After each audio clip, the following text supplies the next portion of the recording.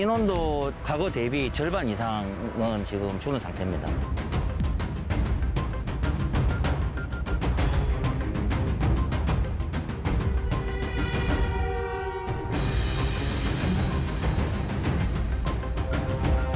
임금 체불, 해당금 신청, 휴 폐업 업체가 속출함으로써 생존 절벽 상황에 직면해 있다.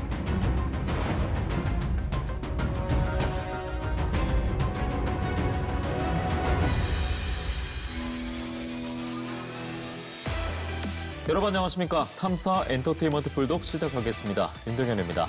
코로나19 여파 속에 여러 업계, 많은 분들이 현재 어려움을 호소하고 있는데요. 오늘은 경상남도의 주력 산업인 조선업에 관해서 짚어보겠습니다. 제2의 위기를 맞았다고 하는데요. 오늘 함께 살펴볼 두 분을 소개해드리겠습니다. 경남대 조선해양시스템공학과 이대영 교수, MBC 경남 부정석 기자 함께합니다. 어서 오십시오. 안녕하십니까. 네. 우리 지역 경남의 주력 산업인 조선업이 제2의 위기를 맞았다고 하는데 현재 어느 정도입니까? 네, 현재 대형 조선소는 수주 절벽이란 그 수주 부진에 어려움을 겪고 있고요. 기자재 업체는 일감이 끊기면서 심각한 부진에 빠져 있습니다. 거제 기준으로 이야기를 좀 드리자면 10곳 중 9곳이 문을 닫았거나 구조조정이 진행 중입니다. 또 많은 노동자들이 현재 일자리를 잃었는데 그 수도 계속 늘어나고 있습니다. 네, 말씀 들어보니까 거의 경남의 조선업 전반적으로 흔들리고 있다 이렇게 볼 수 있을 것 같은데 저희가 제2의 위기라고 했잖아요. 첫 위기는 언제였습니까, 교수님? 첫 위기라고 할 때는 2012년이 조선의 정점이라고 볼 수가 있는데 2012년이 지나고 나서 프렌트 발주도 급감하고 중국이 저가 물량으로 치고 들어오고 동남아 시장이 또 활기를 띄우면서 그 우리나라 조선소들이 일단 주춤했습니다. 주춤하기 시작했고 그 당시에 또 발주량에 따른 수주량도 중국이 1위를 차지했기 때문에 아마 그때 시점부터 지금이 계속 위기의 시점이 아니었나 이렇게 생각을 하고 있습니다. 네, 2010년대 초반부터 위기감은 고조가 됐었네요. 다른 나라의 압박, 공세도 있었고 저희가 지금 살펴보고 있는 게 2020년 제2의 위기를 맞은 경남의 주력 산업 조선업인데요. 조선 기자재 업체에 방문해서 일단 관련자를 직접 만나고 오셨다고요? 네, 그렇습니다. 그 1차 위기에 이어 4, 5년 만에 2차 위기가 찾아오면서 현장에서는 유례없는 위기란 말까지 나오고 있습니다. 조선협력업체에서 용접을 하던 김모 씨. 지난 8월 일감이 줄면서 공장이 문을 닫아 일자리를 잃었습니다. 33년 된 숭룡공이지만 일자리를 구하지 못해 공공 일자리를 알아보고 있습니다. 나와가지고 여기저기 이제 전수 관련된 일을 해보려고 했는데 적당한 일자리가 없고 해서 그 거제시 고용센터에 구직을 의뢰를 했습니다. 거제시가 공공형 일자리 채용을 위해 신청을 받았는데 2,500명 정원에 4,200여 명이 신청했습니다. 대부분 실직자로 조선업 종사자들입니다. 거제 조선업 근로자 중 지난 1월부터 지난달까지 7,000명이 일자리를 잃었습니다. 지금 추세가 이어지면 만여 명이 더 일자리를 잃을 것으로 보입니다. 조선 기자재 업체도 어렵긴 마찬가지입니다. 거제 성내공단의 한 중소조선업체. 선박 부품을 옮기던 크레인은 멈춰섰고 녹이 쓴 공장문은 굳게 닫혀 있습니다. 지난 3월까지 선박 블록을 생산했지만 일감 부족으로 문을 닫은 겁니다. 5개 중소조선업체가 입주한 성내공단 가동률은 10%를 밑돌고 있습니다. 올해 초반만 하더라도 50여 명이던 직원이 현재 20명까지 줄었습니다. 작년에 비해서 올 상반기에 한 3분의 1 정도 물량이 감소를 했고 올 하반기에는 다시 그 3분의 1 감소한 물량에서 다시 한 절반 가까이 감소를 했기 때문에 실질적으로 인원도 뭐 과거 대비 절반 이상은 지금 줄은 상태입니다. 조선 기자재 업체는 거제 기준 500여 곳 중 29곳이 문을 닫았습니다. 그나마 유지하고 있는 곳도 대부분 구조조정 중입니다. 대규모 실직이 현실화되고 있음으로써 임금 체불, 최단금 신청, 휴 폐업 업체가 속출함으로써 지금 현재는 엄중한 생존 절벽 상황에 직면해 있다. 경남 조선업의 양대 축인 대우조선과 삼성중공업의 올해 수주 실적도 심각한 수준입니다. 삼성중공업의 경우 수주 실적이 10월까지 11척 10억 달러로 수주 목표 84억 달러에 12%를 달성하는 데 그쳤습니다. 지난해 같은 기간 54억 달러를 수주한 것과 비교하면 5분의 1 수준입니다. 대우조선도 수주 실적이 10월까지 13척 33억 달러로 수주 목표 72억 1000달러에 46%를 달성하는 데 그쳤습니다. 지난해 같은 기간 52억 8천 달러를 수주했습니다. 경남 조선업에서 양대 산맥으로 꼽히는 이 업체 중 한 곳에 30년간 교수님 하시기 이전에 근무를 하셨잖아요. 네. 체감 온도가 다를 것 같은데요. 이 위기가 어느 정도인지 또 장기화될 것인지 관련 말씀 좀 해주시죠. 저도 상당히 오랜 기간 조선소에 근무를 했었지만 예. 이렇게 심각한 위기 상황은 처음 겪는 것 그렇습니까? 같습니다. 빅3의 어떤 수주 여부가 관건이 될 텐데 지금처럼 수주 절벽 수준이면 그 여파를 아무도 장담을 못할 것 같습니다. 그렇죠. 호황기 때 보셨으니까 더 체감 온도가 다를 수밖에 예. 없고 격세지감인 상황일 텐데 수주 절벽에서 이제 생존 절벽까지 이어지고 있습니다. 부정석 기자도 직접 방문하셔서 취재를 해보셨잖아요. 네. 위기라 보십니까? 사실 당초에 전문가들은 그 코로나가 확산된 이후에 3, 4월까지 나왔던 예측들은 좀 낙관적이었습니다. 예. 내년 하반기부터는 조선업이 좀 회복될 것이다라는 낙관적인 예측들이 나왔는데 지금은 사정이 완전히 달라졌습니다. 2022년 초까지도 사실 장담할 수 없다 이런 말들이 나오고 있는데 크게 두 가지 이유에서입니다. 대형 조선소가 수주를 할 경우 현장에 물량이 투입되는 시간이 1년여가 걸립니다. 바로 설계 기간 때문인데요. 설계 기간이 1년이 걸리기 때문에 실제 수주를 받더라도 현장에 투입되는 과정은 한 1년 정도의 시간이 필요합니다. 네, 수주를 받더라도 설계 기간 등을 고려했을 때 최소 2022년까지는 이 위기가 계속될 거다 이런 말씀인 거죠? 예, 그렇습니다. 게다가 또 하나 더 이유가 더 있는데요. 코로나19 확산과 함께 미중 갈등으로 제유가가 이어지고 있는데 조선업에는 최대의 악재가 되고 있습니다. 당초 올해부터 그 유엔 산하기구인 국제회사기구 IMO가 운항하는 선박의 환경 규제를 강화한다고 밝혔는데 네. 이 때문에 우리나라 조선업 전문가뿐만 아니라 전 세계 전문가들이 우리나라의 조선업이 올해 그 성장세로 돌아가는 변곡점이 될 것이다라는 예측을 내놨습니다. 그 이유가 바로 우리나라 주력 선박이 바로 그 친환경 선박으로 분류되고 있는 LNG 추진선 그리고 LNG 운반선이기 때문입니다. 하지만 저유가가 이어질 경우 선주사 측이 새로운 신규 발주를 내는 것이 아니라 환경오염 물질을 감소시키는 저감 장치를 설치하게 되는데 9월 말 기준으로 두바이유 가격이 배럴당 한 40달러에 거래되고 있습니다. 지난해 12월 기준으로 따지면 한 67달러에 거래가 됐는데 그때보다 약 40% 절반 가까이 떨어지게 된 것이죠. 향후 1, 2년간 최소 2022년까지는 이 위기가 계속될 것이다라고 전망을 하고 계시는데 우리가 좀 대안을 찾아봐야 되지 않겠습니까? 현장에서는 그 정부의 고용 위기 지역을 유지해달라는 목소리와 함께 특별 금융 지원을 지금 요청하고 있습니다. 아무래도 이제 내년 1년까지 버티는 것이 중요하기 때문에 이런 요구들이 나오는데요. 이 때문에 거제시도 발맞춰서 조선업 고용 유지 모델을 찾겠다고 나섰는데 대형 조선소와 함께 기금을 마련하고 실직자 지원과 교육 프로그램을 운영한다는 방침입니다. 경상남도는 조금 다른 방향으로 해법을 찾고 있는데요. 조선업의 체질 개선을 위해 새로운 조선업 성장 사업으로 친환경 수리조선을 선택했습니다.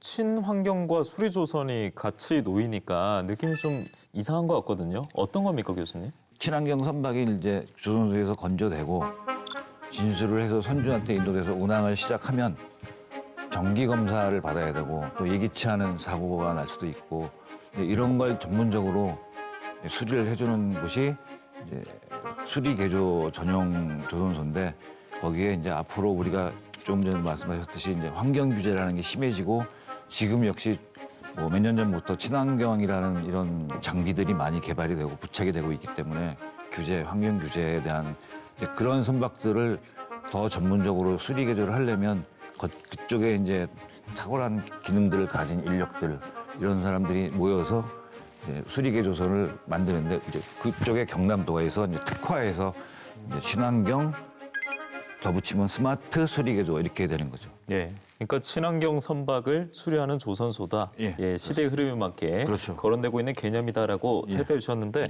혹시 우리 지역에 지금 있습니까? 네, 아직 걸음마 단계이긴 한데 예. 중소조선업체를 중심으로 현재 이 친환경 수리 조선에 뛰어들고 있습니다. 지난 2000년 건조된 13만 5천 세제곱미터의 LNG 운반선이 고성의 삼강 SNC 조선소에 정박되어 있습니다. 5년마다 받아야 하는 종합검사에 앞서 세척과 도장을 하고 LNG 저장고 등을 수리하기 위해서입니다. 이 조선소는 수리 비용으로만 약 200만 달러, 우리 돈 23억 원에 계약했습니다. LNG선 수리를 위해 한 달 동안 하루 100여 명 이상이 투입됐습니다. 우리나라에서 LNG 운반선을 수리한 건 지난 2005년 이후 처음입니다. 모든 게 지금 싱가포르나 안 그러면 말레이시아나 중국으로 다 수리를 하고 가고 있는데 이 시장이 너무나 크기 때문에 저희들이 매진을 하고 있습니다. 연구를 하고. HSG 성동조선도 135K급 LNG 운반선 선박 정기 점검 검사를 완료했습니다. 운반선의 카고 탱크 2차 방벽 수리에 성공한 겁니다. LNG 운반선의 경우 영하 163도를 유지해야 하기 때문에 기술적으로 어려운 작업입니다. 2달 동안 진행된 정기 검사 기간 동안 500여 명의 일자리가 창출됐습니다. 동남아시아에 집중된 대형 선박 수리 개조 시장이 새로운 블루오션으로 주목받고 있습니다. 국내 해운사의 외항선 수리 비용만 연간 5억 달러, 우리 돈 약 5천억 규모의 우리나라를 입출항하는 해외 해운사를 포함하면 연간 1조 원이 넘습니다. 모든 대형 선박들은 2년 6개월마다 검사를 위해 수리를 해야 하기 때문에 시장 안정성이 높습니다. 여기에 올해부터 회사기구인 IMO의 환경 규제가 강화되면서 대기 환경 오염 저감 설비인 스크러버를 설치하는 개조 선박도 늘 것으로 예상됩니다. 2026년에는 45조 정도의 시장 규모를 큰 시장 규모를 가지고 있습니다.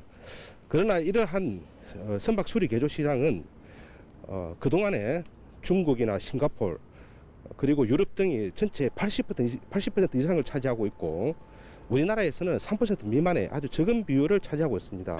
선박 건조 기술을 가지고 있는 경남의 중견 조선소들은 수리 개조 시장에 당장 뛰어들 수 있다는 장점이 있습니다. 다만 동남아시아보다 높은 인건비와 환경 오염 사고 우려는 풀어야 할 과제입니다. 우리 도내에는 3만 톤 이상의 중대형 배들을 수리할 수 있는 역량을 갖춘 기업이 2군데 있습니다. 그래서 그 기업들이 이제 굉장히 지역 경제에 미치는 영향이 클 걸로 보고 이제 또 그 기업 외에도 저희들이 이제 수리 개조 사업을 하게 되면 새로운 이제 수리 개조 산업을 할 수 있는 기업들이 생겨날 걸로 보고 있습니다. 경상남도는 216억 원을 들여 고성의 친환경 수리 개조 지원센터를 구축할 계획입니다.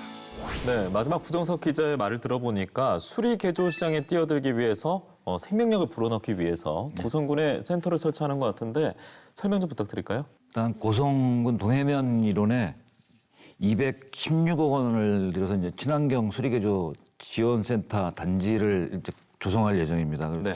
그 내용은 일단 친환경 수리개조 공정을 위해서 선체 표면 청도 장비, 그다음에 어떤 수리개조 공정 효율화 향상을 위한 장비를 구매를 해서 고성군 일대에 있는 수리개조 조선소에 대여를 해줄 싼 값에 대여를 해서 고정비를 좀 줄인다는 개념도 있고 설계도 역설계니 엔지니어링 기술 이것도 다 같이 해서 대여를 해주고 맞춰주는 이런 쪽으로 종합 추진을 하게 되는데 2022년도에는 본격적인 이제 수리개조 지원센터로 아마 탈바꿈을 해서 성과가 많이 있을 걸로 이렇게 판단이 됩니다. 예, 경남의 조선업이 2022년까지는 위기일 수 있다는 말씀이었는데 한 줄기 빛이 될 수도 있겠네요. 그렇죠. 네.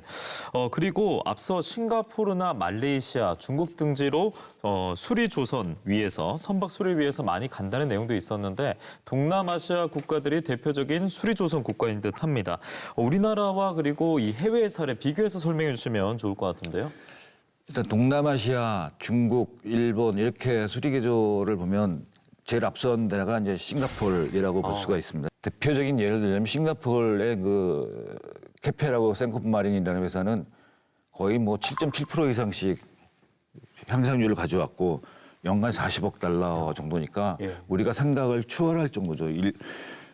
중국도 역시 땅이 넓다 보니까 어떤 그 환경의 영향을 좀 덜 받는 상태에서 수리개조 산업이 막 부흥이 되고 있고, 그러니까 전 세계에서 발주되는 수리개조업의 지금 80% 이상, 90% 이상을 다 두 군데서 다 갖고 오면 된다는 사례이고, 싱가포르는 특히 이제 그 두 개 조선소가 이제 신조 쪽으로도 방향을 틀어서 해양 플랜트 신조, 상수원보다는 해양 플랜트 신조 쪽으로도 뛰어들어서 몇 년 전, 3년 전부터 4년 전부터는 우리나라 또 해양 플랜트하고 경쟁이 되기도 시작했죠.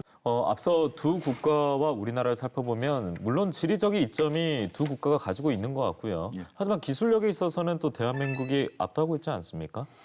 제가 30년 넘게 조선소에 있었지만 기술력에 관한 한은 전 세계 어느 나라를 대놔도 대한민국 빅3, 중견, 중소 다 봐도 이 조선 해양 기술은 베스트일 겁니다. 그렇다면 이 시장 속에서 인건비 우리도 있고 합니다만 장밋빛 계획으로 봤을 때 우리가 지금 집중하고 있는 친환경 수리조선 한계점이나 맹점은 없을까? 이 부분도 궁금해지거든요. 네, 수리조선이 그 중국이나 동남아시아에 집중된 이유가 바로 인건비와 환경오염 때문입니다. 환경오염을 우선 말씀드리자면 지난해 9월 울산에 정박 중이던 화학 운반선이 그 화재로 폭발하고 그 폭발된 선박이 통영에서 수리를 위해 입항했는데요. 입항하기에 앞서 어민들과 환경단체가 이 해당 선박의 입항 폐기물 처리 과정에 대해서 유해 물질이 청정 해역을 오염시킬 수 있다며 반대했습니다.